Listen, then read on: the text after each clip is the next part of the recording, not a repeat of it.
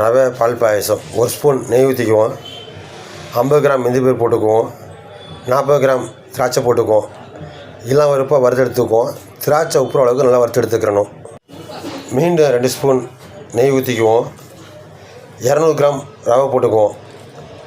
ரவையை நெய்யோடு சேர்த்து இளம் வறுப்பாக வறுத்து எடுத்துக்குவோம். கட்டி இல்லாமல் வறுத்து எடுக்கணும். கருக விட்டுறக்கூடாது. லோ ஃப்ளேமில் வச்சு வறுத்திங்கன்னா லைட்டாக மணம் வரும். கலர் சேஞ்ச் ஆகும். இதுதான் பக்குவம். இறக்கி வச்சுருவோம். 200 கிராம் ரவைக்கு 1,4 லிட்டரு பால் எடுத்துக்குவோம்.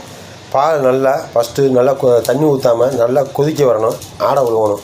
அதுக்கப்புறம் பாதாம் பருப்பு பவுடர் 2 பாக்கெட்டை ஊற்றி நல்லா கொதிக்க விட்டு நல்லா கிண்டணும்.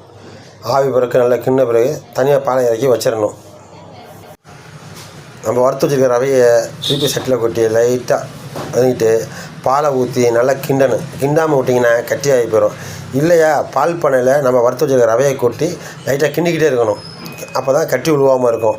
உங்களுக்கு ஈஸியான மெத்தட் என்னென்னா பால் பண்ணையில் ரவையை கொட்டுறது ஈஸியான மெத்தட். அப்போ உங்களுக்கு கிண்டுறதுக்கு ஈஸியாக இருக்கும்.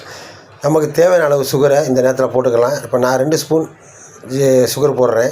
உங்களுக்கு சுகர் எவ்வளோ தேவையோ அந்த அளவுக்கு போட்டுக்கணும். கட்டி விழுற அளவுக்கு கிண்டிக்கன்னு பாயசம் ஃபஸ்ட்டு தனியாக இருக்கும். போக போக சீதனத்தை திக்காயிரும்.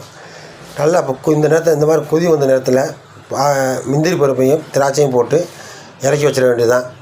செஞ்சு பாருங்கள், சாப்பிட்டு பாருங்கள். நல்லா டேஸ்ட்டாக இருக்கும் பால் பாயாசம்.